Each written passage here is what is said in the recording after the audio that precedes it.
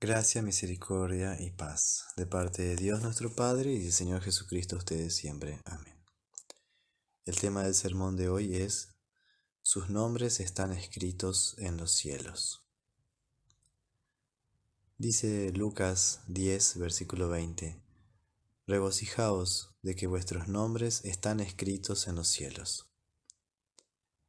La Iglesia tiene un libro especial, llamado en alemán Kirchenbuch, libro de iglesia, en donde figuran los bautizados de la congregación y de la parroquia. En Apocalipsis 21, versículo 27, aparece el nombre de este libro en los cielos que menciona Jesús. Se llama el libro de la vida del Cordero. Señala que tu nombre fue escrito en el cielo, en este libro de Cristo, el día de tu bautismo, y también quién y con qué tinta fue escrito. Jesús mismo escribió tu nombre en su libro, el Cordero de Dios, no con tinta de oro o de plata, sino con su santa y preciosa sangre. Ser inscrito en este libro especial implicó un costo: que la sangre de Jesús fuera derramada en la cruz como pago por todos tus pecados. Y en el bautismo fuiste lavado de tus pecados. Por eso Dios puede y quiere inscribir tu nombre en el libro de la vida. Por eso Jesús nos anima en la fe muy grandemente al decirles: alégrense por encima de todo de que sus nombres están escritos en los cielos. Ahora bien, para que esta alegre noticia llegue a todas las personas, fue que en Lucas 10, versículo 1, se nos cuenta que designó el Señor también a otros 72, a quienes envió de dos en dos delante de él a toda ciudad y lugar a donde él había de ir.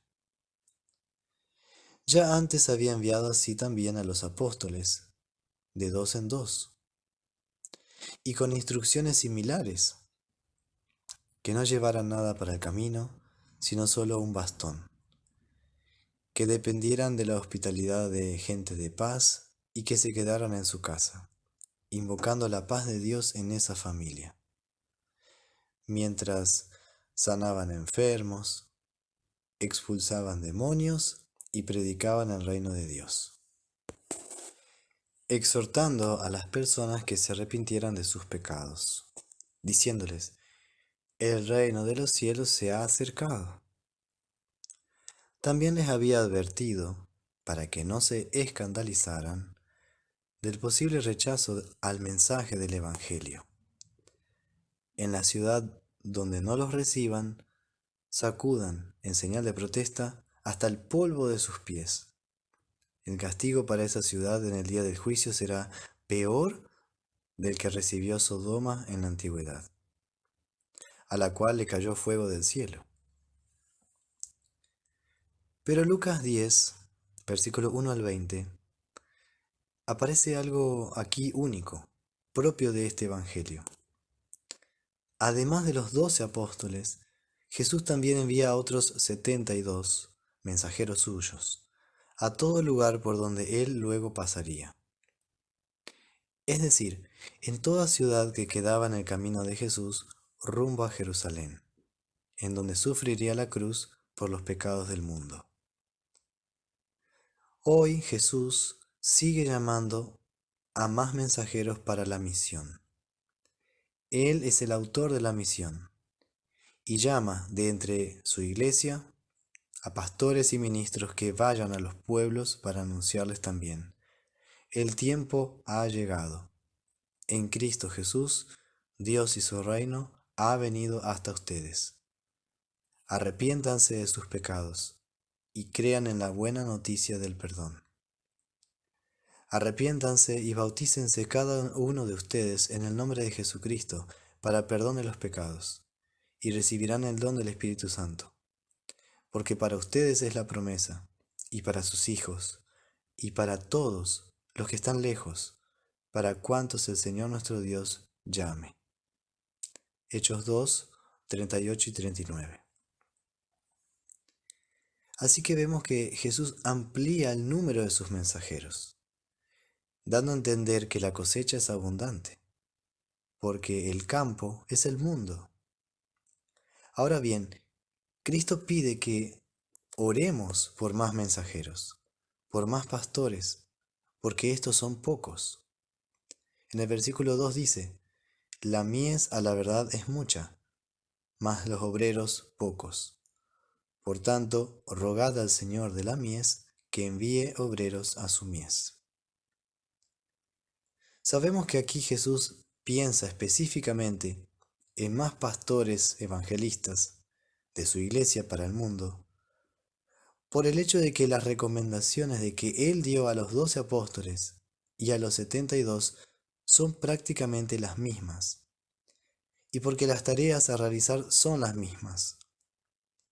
La diferencia está en que, mientras durante la vida terrenal de Jesús los apóstoles fueron enviados a un tiempo de vicariato a las ovejas perdidas del pueblo de Israel, Mateo 10, versículo 6, aquí los 72 representan a todos los pastores y evangelistas que vendrían después de los 12 apóstoles, en la era cristiana, en el tiempo de la iglesia del Nuevo Testamento. Y esto entonces nos remite ahora al tiempo presente.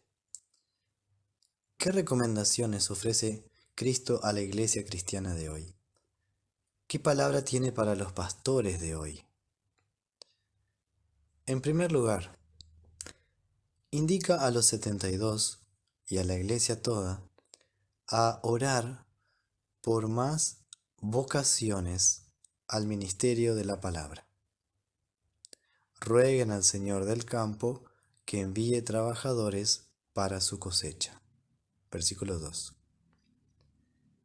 En segundo lugar, Cristo indica que estos ministros de la palabra irán a un terreno peligroso, que deben tener mucho cuidado.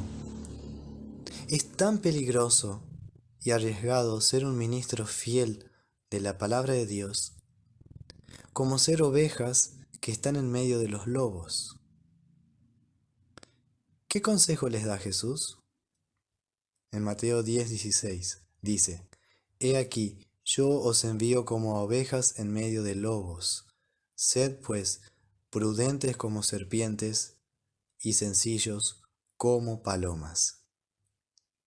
Y también en Mateo 7, versículo 15, Guardaos de los falsos profetas, que vienen a vosotros con vestidos de ovejas, pero por dentro son lobos rapaces.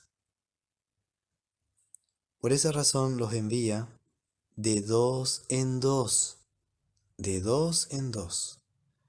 para que se cuiden y se ayuden el uno al otro. Así también, pastor y congregación, unidos en Cristo, nada ni nadie los puede vencer. También pasa que si los pastores se ayudan el uno al otro, en una zona, en una región, es de gran bendición para toda la iglesia. De dos en dos implica ayudarse y defenderse juntos de los ataques del enemigo, Satanás, dentro de la familia también.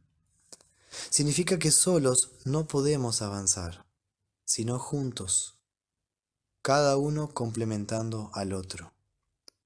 Significa que en la iglesia, ser distintos uno del otro es una riqueza, no un problema, porque los dones que uno no tenga, el otro sí lo tendrá, pero con el propósito de servir, de ayudar, de traer paz, de evangelizar. Ese es el objetivo, la misión, que más personas sean también, por la fe en Jesús, inscritas en el libro de la vida.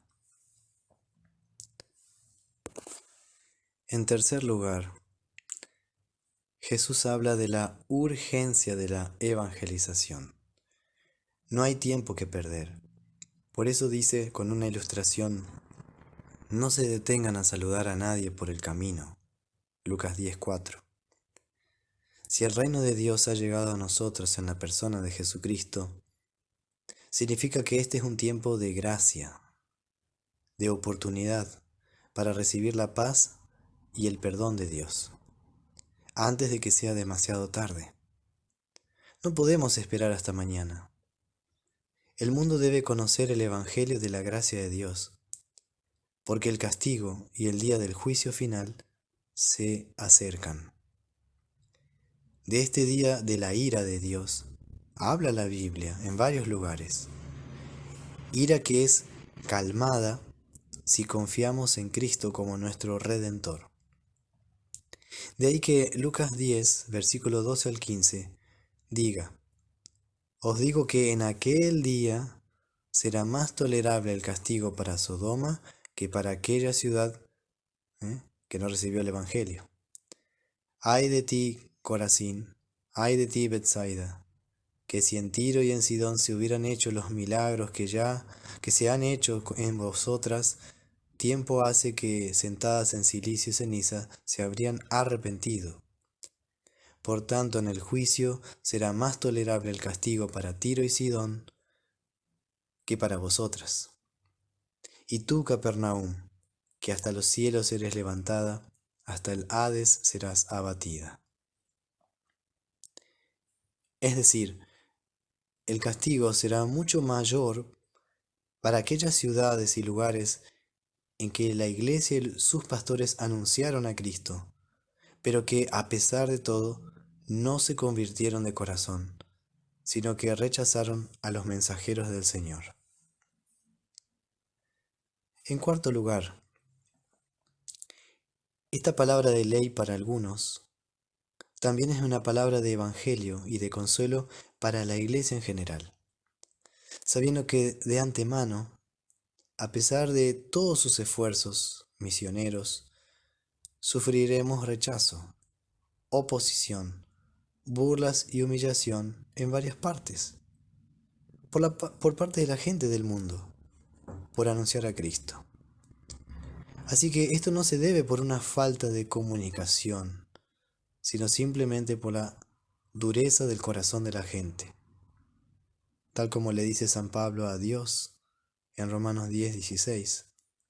Señor, ¿quién ha creído a nuestro anuncio? Incluso a varios profetas del Antiguo Testamento, el mismo Dios tuvo que alentar y exhortar en este sentido, a fin de que no bajaran los brazos frente al desánimo que sentían por el rechazo de la gente. Por ejemplo, Jeremías dijo, cada día he sido escarnecido, cada cual se burla de mí. Y dije, no me acordaré más de Dios, ni hablaré más en su nombre. No obstante, había en mi corazón un fuego ardiente metido en mis huesos. Traté de soportarlo, pero no pude. Jeremías 20, versículos 7 y 9. Otro ejemplo fue el mismo Moisés, que cuando Dios lo llamó a través de la zarza ardiente para ir a Egipto a liberar al pueblo de Israel, Moisés no quiso ser su mensajero.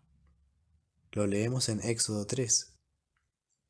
Ni que hablar el profeta Jonás, que ante el llamado de Dios para ir a predicar a Nínive, Jonás se enojó con Dios y tomó un barco en la dirección contraria, a Tarsis, para escapar de Dios, hasta que, como sabemos, el Señor lo hizo recapacitar y envió un gran pez para salvarlo de morir ahogado. Jonás capítulo 1 y 2. Así que aquí el Señor Jesucristo hoy brinda un gran consuelo a los pastores que sufren y que quisieran colgar la toalla, como se dice, abandonar el ministerio pastoral, tal como está sucediendo en nuestra iglesia, en algunas partes. Pastores que sufren la presión del diablo, del mundo, de la propia carne, e incluso a veces de su propia iglesia. En esos momentos es cuando Jesús viene, el buen pastor, y llama a descansar en su gracia y en su perdón, en que sus nombres están escritos en los cielos. Y añade el buen pastor: queridos míos, no se preocupen, porque en verdad el que los escucha a ustedes, me escucha a mí. El que los rechaza a ustedes, me rechaza a mí. Y el que me rechaza, rechaza a aquel que me envió. Lucas 10:16. El hecho de que pastores renuncien a su parroquia o al oficio pastoral, sin duda es, para toda la iglesia, para el cristianismo entero, un motivo de tristeza que nos debe llevar a una seria reflexión, al arrepentimiento, debido a que rechazar a Cristo se manifiesta en un rechazo a los ministros fieles por Él llamados. Amados, esto no debería suceder, aunque sucede a veces dentro de la iglesia. Pero, por el otro lado, qué bendición ofrece Jesús a la iglesia de unir su palabra a la boca de sus pastores, que aunque son pobres y miserables pecadores, Cristo por ellos quiere predicar y hablar su palabra. Como dice el mismo Señor en su oración de Juan 17, versículo 20: no ruego solamente por estos, sino también por los que han de creer en mí por la palabra de ellos. Finalmente el Evangelio nos cuenta que volvieron los 72 con gozo, diciendo: Señor, aún los demonios se nos sujetan en tu nombre. Y les dijo: yo veía a Satanás caer del cielo como un rayo. He aquí os doy potestad para pisar serpientes y escorpiones, y sobre toda fuerza del maligno, y nada los dañará. Pero no os regocijéis de que los espíritus se os sujetan, sino regocijaos de que vuestros nombres están escritos en los cielos. Lucas 10, versículos 17 al 20. Estos 72 claramente actúan en lugar de Cristo y no a título personal. Habían recibido el poder y la autoridad de parte de Cristo para oponerse, resistir y vencer al enemigo, Satanás. Y lo pudieron comprobar en el campo de batalla. Estas ovejas, aunque rodeadas de lobos, usaron la palabra de Dios, del buen pastor, y los lobos debieron alejarse de la espada de la palabra, y fueron vencidos por la palabra.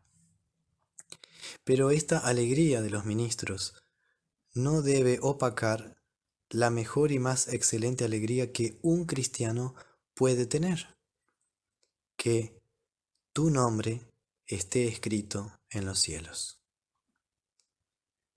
Jesucristo, tanto a los pastores como a todos los cristianos en general, dirige la vista hacia el cielo, y más aún al libro de la vida que está en el cielo, en donde nuestros nombres ya están escritos. El libro de la vida es de Cristo. En Apocalipsis, capítulo 21, versículo 27, se le llama el libro de la vida del Cordero. Estar registrado en ese libro significa que los creyentes fueron escogidos en Cristo Jesús desde antes de la fundación del mundo para estar en la presencia de Dios. El Espíritu Santo da testimonio en los corazones de los creyentes de que ellos son hijos de Dios y que están registrados en el libro de la vida. Romanos 8, versículo 16. Y te pregunto, ¿acaso no has sido incorporado a la gracia de Dios por medio del bautismo? ¿Acaso en el bautismo no fuiste limpiado de todos tus pecados, gracias a la sangre de Cristo, y renovado por el Espíritu Santo? Claro que sí. Pues bien, esa es una señal clarísima de que también estás registrado en el libro de la vida. Que la gracia del Señor Jesucristo, el amor de Dios y la comunión del Espíritu Santo te anime y te fortalezca en la fe para la vida eterna. Amén.